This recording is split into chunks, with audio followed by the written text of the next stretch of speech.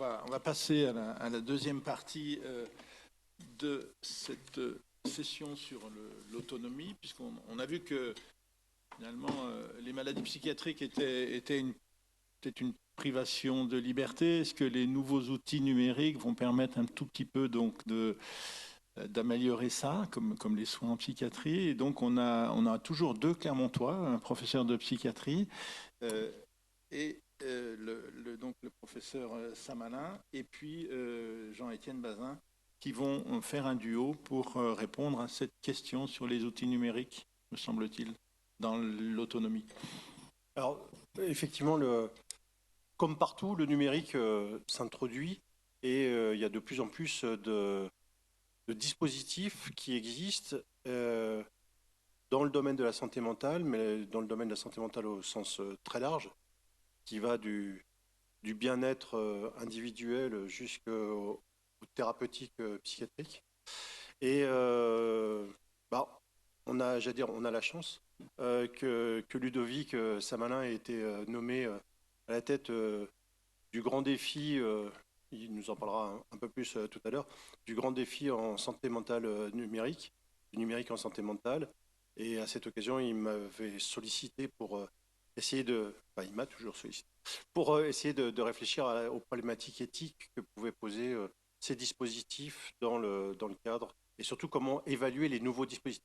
Donc dans un premier temps, il va nous brosser un peu quels sont ces outils, et puis très rapidement, on essaiera de voir les pistes de réflexion que cela peut entraîner. Merci beaucoup. Effectivement, merci pour l'invitation en tout cas. Sujet dont on a effectivement commencé à aborder la problématique il y a déjà plus d'un an. Sujet difficile, évidemment. Alors, peut-être on n'aura pas le temps évidemment de vous présenter en quelques minutes l'ensemble des outils actuellement en cours de développement dans le champ de la psychiatrie, qui peuvent favoriser l'autonomie des patients, mais en tout cas peut-être rappeler quelques éléments de contexte et quelques éléments qui sont des enjeux pour les utilisateurs. Donc, des éléments de contexte pour commencer sur les outils numériques au sens large en psychiatrie. Ces technologies numériques, elles vont notamment favoriser l'évaluation et surtout l'auto-évaluation des patients qui souffrent de troubles psychiques.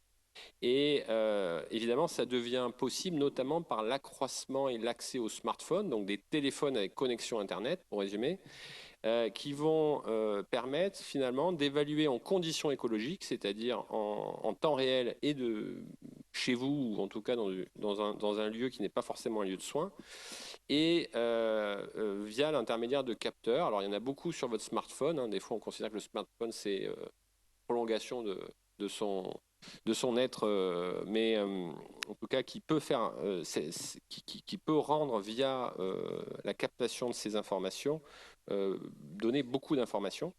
Vous voyez ici le taux d'équipement en téléphonie qui évidemment est accru au cours de ces dernières années. Il y a des données encore plus récentes qui montrent qu'on a dépassé maintenant les 85%, 90% de smartphones au niveau de la population. Et les patients souffrant de troubles psychiatriques, évidemment, sont tout aussi bien équipés que nous, puisque l'accès à ces téléphones est aujourd'hui tout à fait possible. On voit aujourd'hui une utilisation de plus en plus importante aussi des montres connectées, qui sont également, en termes de captation d'informations, très intéressantes et très riches. Fréquences cardiaques, données GPS, actimétrie et activités électrodermales, par exemple, qui peuvent être captées aussi par ces outils. Alors, ça amène des nouveaux repères dans le champ de la santé. On considère qu'on est actuellement dans ce qu'ils appellent l'ère du quantified self, c'est-à-dire de la quantification de soi.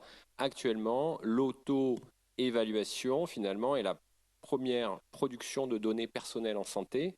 C'est le sujet suivant, le règne de la donnée. Actuellement, vous voyez, le monde crée en 2 jours autant de données que toute l'humanité en a créé pendant près de 2000 ans, et 90% des données dans le monde ont été créées au cours des 2 dernières semaines. C'est un chiffre qui est exponentiel. Et donc, évidemment, on est confronté à cette question du big data en santé. Et puis, une troisième problématique qui peut en être une en tout cas, c'est l'arrivée des acteurs en santé 2.0, donc c'est-à-dire les opérateurs de télécom, les éditeurs de logiciels, les géants du numérique, qui ne sont pas toujours dans un enjeu qui est le nôtre, qui est celui de la santé, mais qui est des fois aussi un enjeu évidemment économique. Alors le premier point que je voulais aborder avec vous, c'était la question de la donnée de santé. C'est un sujet important, puisque évidemment il y a une réglementation, vous la connaissez probablement, mais c'est toute donnée relative à la santé physique ou mentale, passée, présente ou future, d'une personne physique, qui révèle des informations sur l'état de santé de cette personne. Donc, c'est des informations relatives à une personne, obtenues lors d'un test, d'un examen, ou qui peuvent concerner une maladie. Donc, on a plusieurs types de données, vous allez voir où je veux en venir. Il y a des données de santé par nature, évidemment, mais il y a des données de santé qui deviennent des données de santé par croisement avec d'autres données. En l'occurrence, un exemple très simple, vous utilisez votre montre connectée quand vous allez courir pour mesurer votre performance, ce n'est pas une donnée de santé. Maintenant, si j'utilise cette donnée parce que vous souffrez d'un trouble bipolaire pour vous suivre à distance et savoir si vous n'êtes pas en train de basculer dans la dépression ou la manie en fonction du changement de niveau d'activité, puisqu'en phase dépressive, on va dire qu'on a une activité plus réduite, et en phase maniaque, on va avoir une activité qui va doubler, tripler en termes de déplacement, par exemple, ça deviendra une donnée de santé. De la même façon, il y a aussi des données qui ne sont pas forcément des données de santé, mais qui deviennent des données de santé en raison de leur finalité et notamment de leur utilisation médicale. Donc si je reprends mon exemple sur le nombre de pas réalisés au cours de la journée, si je m'en sers dans la prise en charge et le suivi de mes patients, ça deviendra une donnée de santé. Alors, il y a des freins à l'utilisation du numérique, évidemment, à l'heure actuelle, donc il faut prendre en compte. À l'heure actuelle, il y a une intégration qui reste minoritaire, mais qui est en train, évidemment, d'évoluer de plus en plus dans la pratique médicale. Et quand je dis intégration minoritaire, c'est plutôt intégration d'outils numériques qui peuvent être validés. Et en tout cas, on a beaucoup de mal, pour des raisons souvent, d'ailleurs, économiques. Notre modèle actuel dépend beaucoup de la capacité à rembourser par l'assurance maladie ces outils. Donc si on est sur d'autres modèles où l'établissement doit être le payeur, où le patient doit être le payeur, où le cabinet médical ou le médecin doit être le payeur, c'est beaucoup plus difficile de les intégrer dans la pratique médicale. Il y a un manque de confiance dans le numérique pour certains usagers. Alors j'aurais dû inverser, parce que c'est presque plus les professionnels qui ont un manque de confiance dans le numérique que les patients. Les patients souvent sont très demandeurs, en tout cas dans l'attente de l'arrivée de certains outils. Le clivage générationnel, alors, il est en train de s'atténuer, évidemment. Plus on avance, plus les personnes sont au fait sur ces outils. Et puis, on a une autre problématique qui est la question de la preuve, du niveau d'évidence, de l'efficacité de ces outils. On va en parler un petit peu après. Puisque évidemment le développement d'un outil numérique va extrêmement vite et à l'échelle d'une évaluation clinique, où il nous faut souvent plusieurs années pour débuter une étude, la finaliser, analyser les résultats et démontrer ou pas la preuve de l'efficacité d'un outil numérique, et bien évidemment, c'est très difficile pour des développeurs qui, en quelques mois, vous développent un outil. Le temps de l'étude, l'outil est devenu presque obsolète, puisque, entre-temps, vous avez eu l'intelligence artificielle qui est arrivée, etc., etc. Donc, vous voyez, je vous ai mis un exemple, mais sur 1536 applications disponibles dans la dépression dans le monde, on retrouvait seulement 32 publications scientifiques qui s'étaient intéressées à leur évaluation. Alors, c'est des données un peu anciennes qui datent d'une dizaine d'années. Les choses sont en train d'évoluer, mais ça reste en tout cas un sujet. Alors, intérêt, bien sûr, il y a un intérêt à l'utilisation des outils numériques, au-delà du fait qu'il vaut mieux prendre le train qui est en marche que de le laisser passer. Ça a été en tout cas le choix par rapport à mon implication dans le grand défi. Il y a un intérêt en termes déjà d'accessibilité. On est confronté à l'heure actuelle, et les Australiens, par exemple, qui ont un territoire géographique très, très grand et des distances géographiques très importantes, utilisent aujourd'hui le numérique de façon très importante depuis déjà très longtemps. Et donc la téléconsultation, le télésuivi des patients, etc., c'est quelque chose qui est déjà très bien installé là-bas. En tout cas, pour nous, évidemment, c'est un sujet, alors surtout en Auvergne, parce qu'on est entouré de zones dont l'accès est compliqué. La question de la disponibilité, évidemment, le patient, l'usager peut utiliser, quand il le souhaite, souvent ces outils. Il n'est pas forcément contraint par un rendez-vous. Et puis, souvent une simplicité d'utilisation, en tout cas le côté conditions écologiques est très est très intéressant. Et puis la diversité des domaines, je vais en citer quelques-uns. Et puis enfin, un intérêt potentiel, mais pour nous souvent secondaire en tant que professionnels, économique, qui intéresse grandement l'État et les ministères associés. Alors, si j'essaye de résumer un petit peu l'arrivée de ces outils, on pourrait schématiser deux grands types de technologies numériques. Des technologies qui ont consisté surtout à numériser l'existant, on pourrait dire, donc des thérapies cognitivo-comportementales qui sont maintenant disponibles sous forme numérique. L'éducation thérapeutique du patient, où on voit arriver des outils qui permettent de développer cette éducation thérapeutique en distanciel, de façon synchrone ou asynchrone.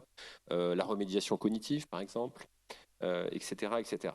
Et puis, vous avez un apport propre du numérique qui se développe énormément actuellement via l'intelligence artificielle. Alors, vous avez par exemple le phénotypage numérique qui consiste par exemple à recueillir des données passives du patient, actimétrie, données GPS,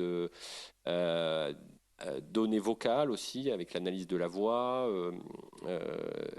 On peut aller jusqu'à imaginer une analyse du verbatim des échanges, etc. Donc il y a un côté qui peut être très intrusif, évidemment, de ce phénotype numérique. Et ce phénotypage numérique permet de le relier à un état clinique donné. Donc si je reprends mon exemple sur les troubles de l'humeur, dépression, manie par exemple, évidemment, si on a une idée du fonctionnement habituel du patient, si j'ai des informations concernant son activité quotidienne via des données passives, je peux avoir des algorithmes de prédiction d'une rechute dépressive ou d'une rechute maniaque dans le cadre du télésuivi d'un patient et recevoir des alertes en tant que professionnel de santé pour recontacter plus précocement le patient et assurer une prise en charge plus précoce qui est évidemment de bien meilleurs pronostics qu'une prise en charge beaucoup plus tardive pour laquelle les symptômes, ou en tout cas la sévérité, est parfois plus importante.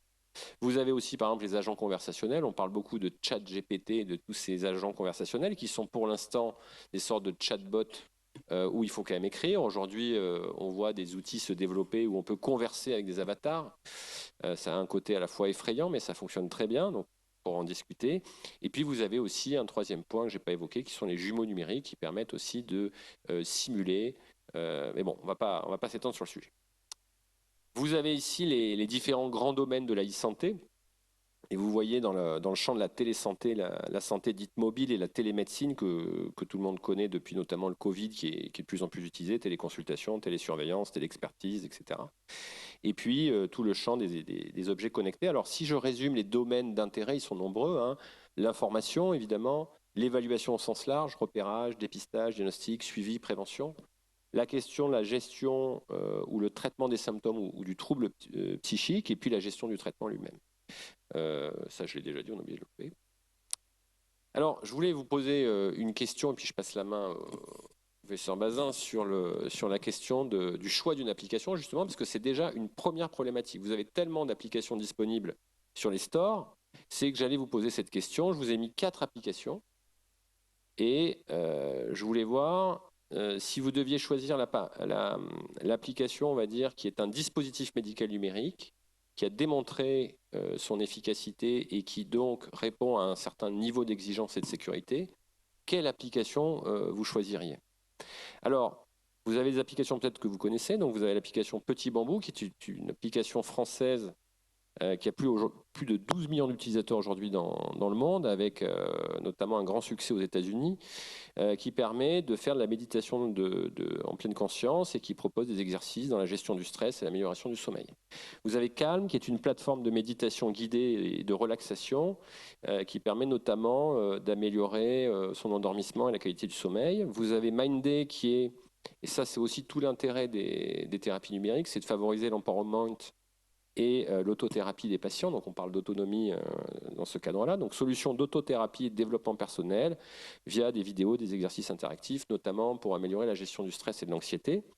Et puis vous avez EmoCare, qui est une solution de suivi personnalisé continu de l'humeur, qui embarque de l'IA via le comportement émotionnel des personnes ainsi que leur voix. En gros, vous filmez de temps en temps dans la journée, il y a une analyse de vos émotions faciales qui en déduit votre état clinique à un temps T, et également une analyse de votre voix qui permet, grâce à des modèles, de prédire potentiellement votre état clinique. Donc, quelle application vous choisiriez si vous étiez confronté à un problème d'anxiété, de dépression, et si vous aviez besoin de gérer le stress? Ben, c'est compliqué, évidemment. Je ne vais pas vous faire lever la main, mais vous avez... Vous prenez les 4. Erreur. Seule une application répond à la définition d'un dispositif médical numérique et donc a un marquage CE et donc un certain nombre de contraintes que n'ont pas les autres. Alors, vous allez voir la comparaison qu'il y a entre dispositif médical numérique et application, on va dire, bien-être. Dispositif médical numérique, ça vient évidemment de la notion de dispositif médical, simplement on a rajouté numérique. Donc c'est une utilisation par un être humain déjà, à l'échelle individuelle. Ça pose d'ailleurs beaucoup de questions dans le champ de la prévention au sein de populations. On n'a pas de dispositif médical à l'échelle d'une population et donc pas d'accès pour aller vers un remboursement. C'est une vraie problématique en termes de santé publique. À des fins diagnostiques ou thérapeutiques pour aller compenser un handicap. Dans le mécanisme d'action, on n'est ni pharmacologique, immunologique, ni métabolique, et dans le cas d'un logiciel qui va créer une information médicale nouvelle.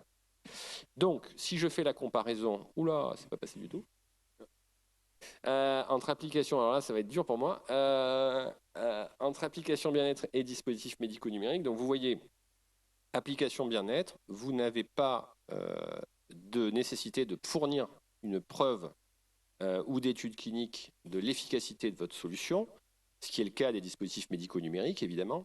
En termes de réglementation RGPD, par exemple, ou autre, l'application bien-être, c'est le minimum, c'est respect de la réglementation RGPD, alors que dans les dispositifs médicaux numériques, vous devez avoir un cryptage, un hébergement sur des hébergeurs en données de santé sécurisés qui ont un coût élevé, etc., etc. Donc, ce que je veux dire par là, c'est qu'évidemment, quand l'usager ou le professionnel de santé va devoir choisir une application, il est important qu'il ait connaissance de ça. Et donc, je ne veux pas faire du mal à des applications bien-être ou des dispositifs médicaux numériques que je voudrais mettre en avant, mais c'est simplement pour revenir à cette diapositive que seul Emocare est marqué CE et est considéré comme un dispositif médical numérique. Ça ne vous empêche pas d'utiliser les autres, mais de la même façon, quand vous utilisez votre montre connectée pour aller courir, vous savez très bien que ces données pourront être utilisées à d'autres fins que des fins qui vous sont personnelles. Donc c'est très important et c'est en soi un sujet dans la question de l'autonomie et le choix de ces dispositifs. Alors je vais passer la main, du coup, pour les questions plus éthiques et les réflexions. Très, très rapidement, quelques réflexions, dans la mesure où ces outils, tels que nous les a montrés Ludovic, peuvent être véritablement une aide pour renforcer l'autonomie des patients, parce que ça peut les aider en termes de surveillance, en termes d'auto-évaluation, en termes de suivi thérapeutique, de prise des médicaments.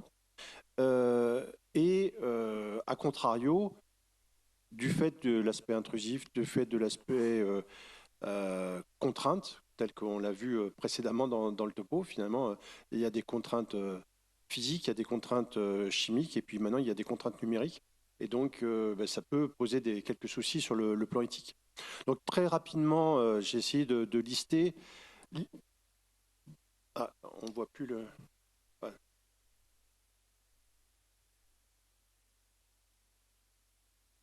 C'est bon, c'est réapparu. Non, mais si on peut éteindre les projecteurs au-dessus de l'écran, ils gênent visiblement la vue. Ah. Mais ça, c'est pas nous qui avons la main sur la technique. Donc, super. Merci beaucoup. Donc, j'ai essayé de réfléchir aux effets, j'allais dire, plutôt bénéfiques en termes d'autonomie de ces outils. L'accès et la disponibilité, ils sont disponibles 24 heures sur 24, alors qu'un psychiatre, il n'est pas nécessairement 24 heures sur 24, et on ne peut pas l'appeler, et on ne peut pas avoir un avis à tout moment. Une possibilité d'autogestion et donc d'augmentation, on l'a vu tout à l'heure dans Empowerment, pour les patients, c'est une prise en charge de leur traitement. Ils peuvent être personnalisés et de plus en plus, du fait de l'intelligence artificielle notamment, et en fonction de la pathologie et des traitements. un suivi continu qui ne peut pas avoir lieu quand on a des rendez-vous ou une prise en charge qui nécessairement discontinue entre deux hospitalisations, entre deux rendez-vous. Et puis, là aussi, arme à double tranchant, j'allais dire, tous ces aspects bénéfiques, on va les revoir après en risque négatif. La possibilité finalement pour certains patients de se dire, je préfère me livrer à un outil numérique qu'à une vraie personne, parce que c'est plus simple, parce que c'est plus anonyme, parce que c'est plus neutre, parce que, etc. Donc tout ça pourrait être considéré comme des avantages. A contrario, bien, on l'a vu, la validité et de ces outils est loin d'être prouvée et totale, et notamment pour tout ce qui est des algorithmes prédictifs. Ludovic nous en a parlé, sur des modifications de l'humeur. Est-ce que c'est vraiment validé ou pas? Est-ce que ça ne risque pas d'aboutir à des excès de prise en charge ou au contraire des défauts? L'aspect intrusif et liberticide, on l'a vu tout à l'heure, et finalement, plutôt qu'une autonomie, on pourrait arriver à une forme d'hétéronomie numérique, d'esclavage lié à l'outil numérique, ce qui est déjà un peu l'outil. La problématique, alors ça c'est un immense problème avec tout ce qui est numérique, de la protection des données, et notamment on a des données particulièrement sensibles, puisque on s'intéresse quand même à la personnalité des gens, à des maladies psychiatriques. Certaines personnes qui sont parfaitement équilibrées et qui ont une vie sociale n'ont pas nécessairement envie que leurs données soient divulguées ou puissent être prises, et donc c'est un véritable souci. L'isolement, parce qu'on l'a vu tout à l'heure, certes, c'est un outil qui est là en permanence, mais pour autant, faut-il que de l'autre côté, il y ait aussi en permanence une réponse. Au sens large, je fais vraiment volontairement l'idiot, la machine a détecté que vous alliez vous suicider, mais si personne de l'autre côté n'est capable de répondre à cet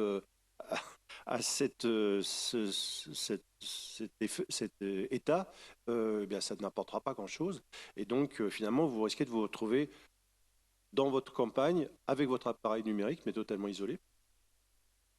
Des inégalités d'accès, il reste encore quelques zones blanches, il reste des gens qui ont des difficultés du fait de leur âge, du fait de leur culture, pouvoir utiliser les outils numériques. Il reste des problèmes financiers. Est-ce qu'il faut fournir ces appareils? On en a parlé. S'ils sont reconnus comme dispositifs médicaux, on peut envisager un remboursement, mais comment, etc. Et c'est une vraie réflexion sociétale à avoir.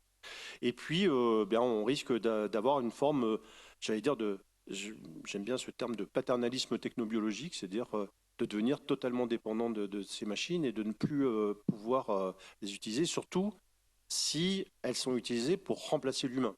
Et une fois de plus, je pense que le grand risque du numérique, c'est de ne pas les considérer comme des outils, mais de les considérer comme des finalités en eux-mêmes, et ça pourrait être un grand défaut. Alors à partir de là, je ne vais pas insister parce que ça découle de ces réflexions, mais c'est une réflexion qu'on a au niveau du grand défi, c'est d'arriver à avoir une forme de grille de lecture, j'allais dire, de ces outils numériques pour pouvoir définir leur aspect éthique et en quoi ils répondent aux valeurs éthiques qu'on peut mettre en avant selon des principes, et notamment aujourd'hui du principe d'autonomie. Alors je vous ai listé pour les utilisateurs, ça reprend un peu tout ce que j'ai vu, et la notion de consentement. Et finalement, comme je le disais, on pourrait avoir une forme de contrainte, de traitement sous contrainte numérique, ce qui pourrait être un problème. Pour les professionnels de la santé psychiatrique, bien, là aussi, il faut qu'il y ait un minimum de respect de ces éléments. Et puis pour la société et pour les fabricants et les concepteurs de ces machines, bien, là aussi, il va falloir, et notamment sur l'aspect protection des données, extrêmement travailler et pouvoir apporter les réponses, et notamment en termes de validité, de recherche sur l'exploitation de ces outils, etc. Voilà, donc très rapidement, c'est clair que ces outils peuvent renforcer l'autonomie et il faut absolument pouvoir les développer, mais il faut pouvoir les développer de façon extrêmement stricte et fiable, notamment sur un plan technique bien sûr, mais sur un plan médical bien sûr, mais sur un plan éthique aussi, de façon à pouvoir les utiliser dans de bonnes conditions. Et en tout cas, je pense que c'est par le biais d'une approche collaborative entre les patients eux-mêmes, les soignants, les concepteurs d'outils, la société, que l'on pourra arriver à tout ça. Une minute. Oui. On va prendre les... Donc, on prend les questions, on applaudit et on prend les questions. Merci pour ce... Question. Claude Puech. Concernant les affaires de marquage CE, c'est considéré comme quel type de dispositif médical? Parce que normalement, les marquages CE, si c'est un dispositif qui ne présente pas trop de risques, c'est une autocertification. L'autocertification, ça ne va pas loin. C'est pour le constructeur qui fait ça. Oui, maintenant, pour l'obtention du remboursement, c'est 2A minimum. D'accord. Okay. Donc, ils passent par un marquage de classe 1, et puis en théorie, ils ont 1 an pour passer 2A. D'accord. Donc l'autocertification, avant, ça pouvait fonctionner. Maintenant, la plupart des dispositifs médicaux numériques seront à minima 2A. Et c'est à peu près 2 ans minimum pour arriver à obtenir. Il y a un peu une file d'attente et un coût qui est assez important. Et ma deuxième question, si je peux, la plupart des articles scientifiques sont basés sur les preuves, sur l'évidence base. C'est vraiment ça qui est fait. Comment est-ce qu'on peut faire ça avec un dispositif d'IA qui est... par principe, va progresser dans le temps. À l'HS, ils ne savent pas faire. Ils nous ont dit, on n'a aucune idée, on ne sait pas du tout comment on va faire. Donc, comment est-ce qu'on peut arriver à vraiment avoir des articles scientifiques qui soient à jour, à temps, qui correspondent à ce qui est proposé par le milieu professionnel? On est toujours en retard. Alors évidemment, je ne vais pas vous faire une réponse simple, mais je vais quand même tenter. Il y a 2 aspects. Tout dépend quel est l'interlocuteur. Si l'interlocuteur, c'est les autorités de santé pour l'obtention d'un remboursement, pour l'instant, le cahier des charges attendu, ça reste les études randomisées en double aveugle avec comparateurs actifs, etc. Donc, il y a une sorte d'obligation quand on développe un dispositif médico-numérique, d'un moment donné, de le mettre dans le marbre et de le présenter aux autorités. Et si à un moment donné, on le fait évoluer, on doit faire aussi évoluer la demande. Donc c'est toujours un dispositif médical numérique pour une indication et avec une étude dont l'objectif principal répond à cette indication. C'est ça l'attente. Si vous ne faites pas ça, vous n'obtiendrez jamais de remboursement. Et ça, les développeurs ont beaucoup de mal à l'entendre et bon, c'est un autre sujet. Deuxième point, c'est pour les professionnels. Par contre, on commence à voir, je pense à l'équipe de Philippe Raveau qui travaille sur ça, c'est-à-dire par exemple des méta-analyses qui se font grâce à l'intelligence artificielle et qui mettent à jour les données en temps réel. C'est-à-dire que lui, il défend quelque chose qui ne plaît pas forcément aux chercheurs, hein, parce que nous, on est dans le publish or perish. Et là, lui, il a la capacité finalement à mettre à jour ces données en temps réel via des outils d'intelligence artificielle. Donc, on n'a plus besoin de les publier. Hein, il y a des sites dédiés, etc. Donc, probablement que peut-être on va évoluer vers aussi des données probantes basées, qui vont nous aider à faire à intégrer les données les plus récentes, mais de façon plus automatisée à l'avenir. Il y a aussi un problème qui n'est pas spécifique à la psychiatrie, mais qui est peut-être lié aussi à la grande diversité des types de malades. Et certaines études qui sont considérées dont les résultats sont considérés de façon très générale sur l'ensemble, sont sur une population extrêmement restreinte de maladies psychiatriques. Et de là à les valider pour tout le monde, c'est extrêmement difficile. C'est pour ça qu'en termes de validation, elles sont très très rares et très peu solides. Il y avait une question? Oui. Justement, c'est un petit peu la suite à la suite de ce que vous disiez, ce que je voulais dire. Par rapport à cette question de l'autonomie, moi, j'aimerais qu'on m'éclaire un petit peu plus sur la question du consentement. Parce que cette question du consentement, il est fluctuant, en particulier justement dans les phases de décompensation. Comment ça peut s'inscrire et comment... voilà. Quelle est la question du consentement dans le recueil de ces données quand le consentement, en fait, finalement, il n'est plus entendable? Alors, l'utilisateur, donc le patient, l'usager, évidemment, a toujours cette liberté de consentir ou pas à l'utilisation de l'outil. Je prends un exemple qui devrait arriver rapidement dans le champ de la psychiatrie. Je vais utiliser un mot barbare qui est la télésurveillance. Je préfère le terme de télésuivi personnellement, mais il est légiféré sous le terme de télésurveillance. Et donc, c'est l'utilisation d'un outil qui permet, via une interface et souvent via l'utilisation du smartphone, soit de s'auto-évaluer, soit d'accepter un recueil de certaines données passives pour permettre à un professionnel de santé qui est de l'autre côté de l'interface de suivre l'évolution du patient qui est pris en charge. Et donc, ça permet notamment entre deux consultations avec le psychiatre, qui peuvent être des fois espacées de plusieurs mois, d'avoir une information sur l'évolution du patient et générer ces fameuses alertes, si besoin est, où le professionnel de santé peut à ce moment-là recontacter le patient pour savoir s'il faut ou pas avancer un rendez-vous, etc. Donc ça, à un moment donné, si le consentement du patient ou de l'usager n'est plus là, il arrête d'utiliser l'outil.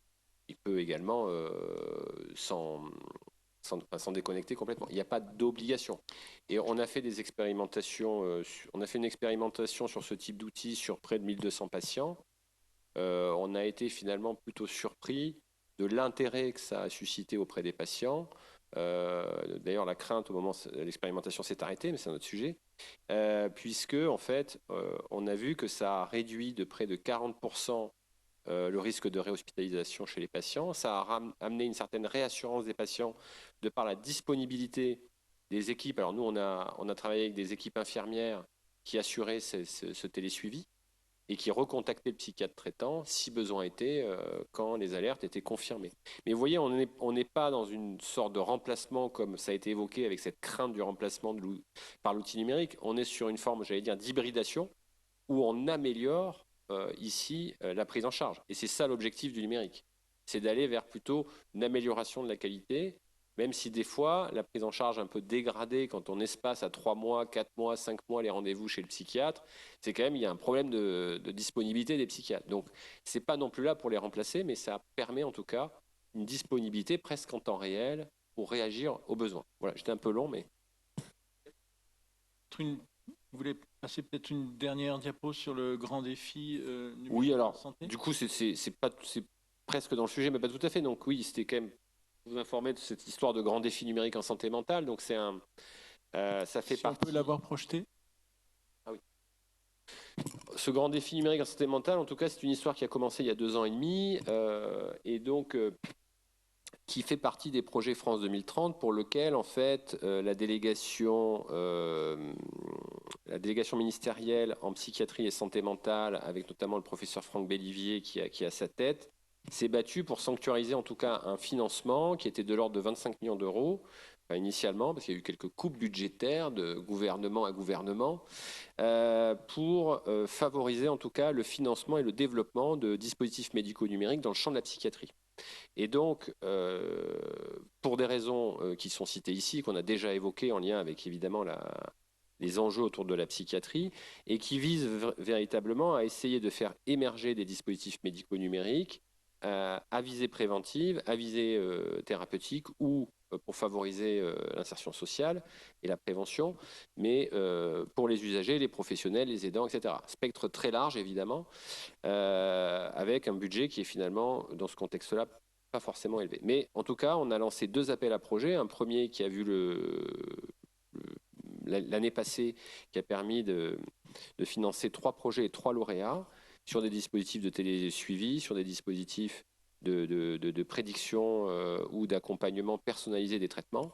Et puis, un deuxième appel à projet, une vague qui vient de se terminer en septembre dernier, dont les auditions vont avoir lieu, et on espère là aussi d'autres projets qui pourront être financés. Donc ça, on espère évidemment que ça va favoriser l'arrivée sur le marché et le remboursement de ces dispositifs médicaux numériques, puisque à l'heure actuelle, vous avez 0 dispositif médicaux numériques remboursé par la Sécurité sociale dans le champ de la psychiatrie en France. 0. Donc, les seuls pour lesquels vous avez une sorte d'accès, ça passe par notamment des services liés au travail que les entreprises payent pour leurs travailleurs. Ça passe par des fois des mutuelles, ça passe des fois par les médecins, les patients eux-mêmes, les établissements. Donc, l'idée, évidemment, c'est de faire évoluer cet aspect-là. Et puis, en parallèle du grand défi, enfin, dans le cadre du grand défi, mais en parallèle de ces financements, on a lancé des groupes de travail sur différentes thématiques qui nous ont paru importantes. Une thématique autour de l'éthique, évidemment, et j'ai invité Jean-Étienne Bazin, c'est la personne que je connaissais qui pouvait traiter de l'éthique. Et puis des sujets autour de l'évaluation, des sujets autour des modèles médico-économiques pour faire vivre ces projets, un sujet autour de la formation auprès des professionnels, un sujet également autour de la question de l'acculturation du grand public, des usagers, des aidants sur cette question-là. Donc des groupes de travail qui sont toujours actuels et qui évoluent. Voilà, quelques informations autour de ça. Merci beaucoup, merci aux trois orateurs, hein. C'était très très très intéressant et je vous invite à aller continuer la discussion autour des enjeux éthiques sur notamment ces défis numériques. On a un petit peu un quart d'heure de retard, mais on dit qu'on se retrouve là, vous êtes d'accord Jean-Étienne, à 13h 13h, donc vous avez 3 quarts d'heure pour vous... Nous avons 3 quarts d'heure pour nous restaurer. Ah, j'ai pris 13h30 ? Ah, bah alors tout va bien. Alors, excusez-moi. Ouais. Rendez-vous à 13h30.